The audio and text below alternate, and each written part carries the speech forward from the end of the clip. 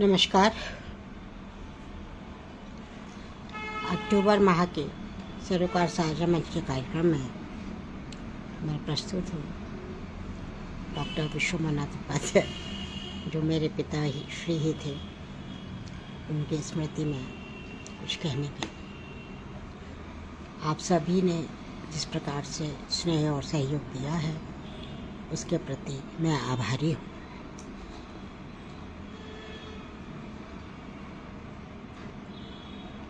उनके साहित्य पर कुछ कहना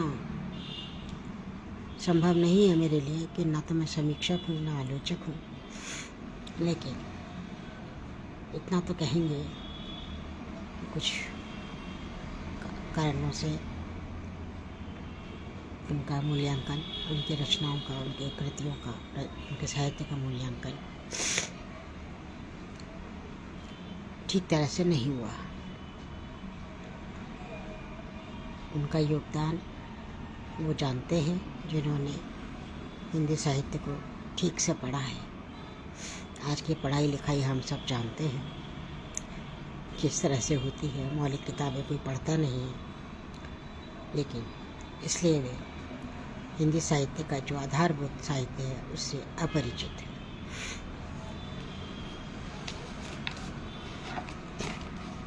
बहुत सा समय हमारे आपके पास आगे मिलेगा। आज मैं उनकी अंतिम कविता के कुछ अंश आपके सामने प्रस्तुत कर रही हूँ। उसका नाम है अग्नि मयूर। अग्नि मयूर। क्षणों को सपोलों सा पिघलता, क्षणों को सपोलों सा निगलता, उड़कर डाल पर बैठता कुहुकता, कि वह काल पर आरूढ़ है वह कलापी, न जाने कितनी ज्वालाओं की लपटों के वह जल जल कर पावक बना है।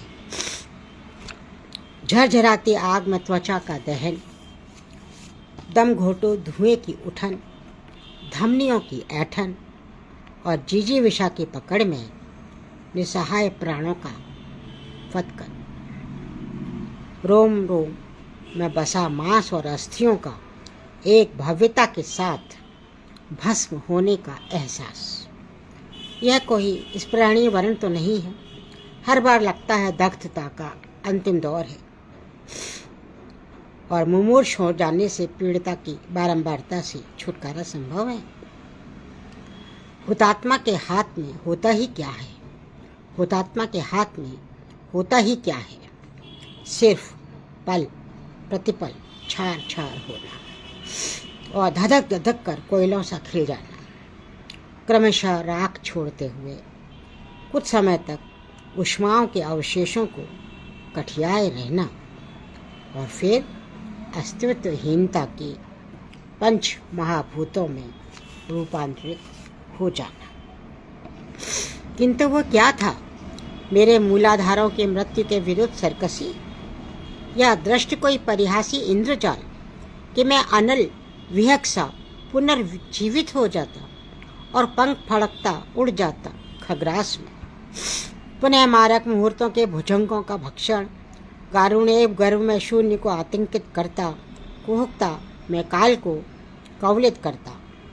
क्या वह मुझे प्रकृति प्रदत्त सुविधा मिली है, या मेरी संरचना की यह शरारत थी, या जीवन संग्राम में मेरी संकीली साहसिकता का वरदान थी?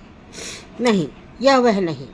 प्रत्येक बार आत्मविघटन में मुझे लगा था कि कोई अग्निशमनक आत्मीयता मेरे पास खड़ी है और मेरे अपरिहार्य निजत्व नश में वह मेरे वजूद में विन्यस्त है, और मेरे अपरिहार्य निजत्व नाश में वह मेरे वजूद में विन्यस्त है। आत्मभ्रंशता में समाप्त होने के ठीक पूर्व मेरे चैतन्य को अपने आंचल में बांधकर वह सुरक्षित कर लेती है और मेरी निराकारता में मुझे पुनः साकार कर नए चित्र सा रचती है। उसमें मेरी प्राण प्रतिष्ठा कर मुझे अवतरित कर देती है। मेरी ही अग्नि से फिर वह मुझे वैश्वानर कपोत सा अपने हाथों से उड़ाती है, करताली बजाती है, खिलखिलाती है अपने जादू के जलवों पर। मैं उसी संजीवनी सत्ता को आजीवन ढूंढता रहा। उसकी वह कौतुकी हंसी सुनाई तो पड़ती, कभी किसी हमनुमा कमनी कलेवर में उस आकाश जीवन दायी शक्ति का प्रज्वलित आभास दिखता है। कौन हमारता हुआ, और मैं ऐसे प्रत्येक आभा के अन्वेषण में उड़ता रहता हूँ अनवरत। जब जब मेरा अग्निदाह होता है, हवा में उठती मेरी लपटों से इस अनाम आत्ममित्रा का छायाकार बनता है और मैं बच जाता हूँ, पर वह कृतज्ञ कारिणी लीलामयी विलुप्त हो जाती है। कहीं वह मेरे तलघर ही में तो नहीं रहती? मेरी मज्जा में मयूर सिंहासन पर आसीन हो कदाचित, तब वह मेरे साथ अवश्य अग्नि स्नान करती होगी। यातना के अंतिम कालांश में मुझे जीवित कर वह मेरी अनंत भूल भुलैयों में भ्रमण करने लगती है। उसकी अनुभूति का सातत्य उसके होने का प्रमाण है, और अब यह लगता है कि मुझ में नहीं, वही है। मेरी रीति में वह रमणशील, गति में वही धावमान है, मेरे जलों के उच्छ्वलन में वही प्रलयंकारी धीमा भास्वरा, मेरी अमूर्ता में मैं कुछ हूँ ऐसा भान भी नहीं होता। अब कर्तव्य के हेतु कार्यकाल के सेतु ही सटक गए, न जाने किधर। अब मैं उस मेरी प्रकृति और नियति का माध्यम मात्र रह गया हूँ। वही पंथ बांधवी है, प्रेरणा है, कार्यकारिणी है। हादसों में मेरा हृदय कांपता तो है, पर मैं हर बार महाकाल की जलती घूमती चरखी से प्रशिक्षित नर की तरह सदेह निकल आता हूँ, और यमदूतों के बढ़ते हुए पंजे मुड़ जाते हैं स्वयं। यह सच है कि भस्मीभूत होने से धातुएं क्षीण तो होती हैं, विनाश के प्रतिरोधक रक्त कण भी पतले और तुतले हो जाते हैं। निश्चय ही पुनः अवतार धारण करने की अपनी व्याधियां हैं, और जब तक वह अनिवार्य उपस्थित है, तब तक काल गणनाओं को मैं अप्रासंगिक सिद्ध करता रहूँगा। लोगों, आप मेरे शीघ्र देहावसान के विषय में अभी आश्वस्त न हों। अभी मैं हूँ, और वह पीयूष वर्षणी काया, कल्पांत कारिणी, चुंबक विद्युत धारिणी प्रकृति परमेश्वरी भी उसके युगांतकारी स्फुरण उन्मेष से मैं इंद्रधनुष से प्रक्षिप्त रॉकेट सा उस धूमकेतु को ध्वस्त कर सकता हूँ, जो शून्य विवर सा मुंह फैलाए पूंछ से अनेक नक्षत्रों को आकाश से बुहार कर ब्रह्मांड के बाहर फेंक रहा है, और पृथ्वी को लीलने के लिए आंखें नीचे मगरमच्छ की तरह जबड़े चला रहा है। यदि वह मुझ सहित मेरे नयनाभिराम इस नक्षत्र को निगल भी गया, तो मैं समूची सृष्टि में हंगामा मचा दूंगा।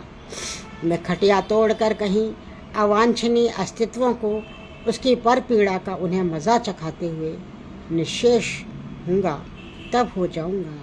किंतु तात अभी तो मेरा तांडव जारी है। ये उनकी अंतिम कविता थी।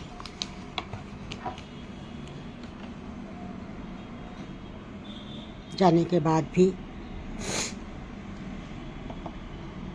हम सभी यह मानते हैं, जो जाता है वो कोई न कोई अंश हमें छोड़ जाता है, और वही अंश हमें बार बार पुकारता है, जोड़ता है, संभाले रखता है।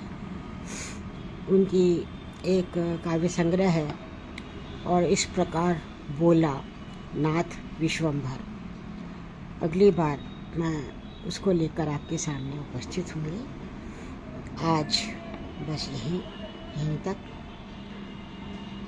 मेरा निवेदन है कि आप सभी और अगर कविता पढ़ना चाहते हैं तो आप बताएं, मैं आपको और प्रेषित करूँगी। आप सबके स्नेह, प्यार, सहयोग के लिए मैं आभारी हूँ। धन्यवाद। कल फिर मिलेंगे।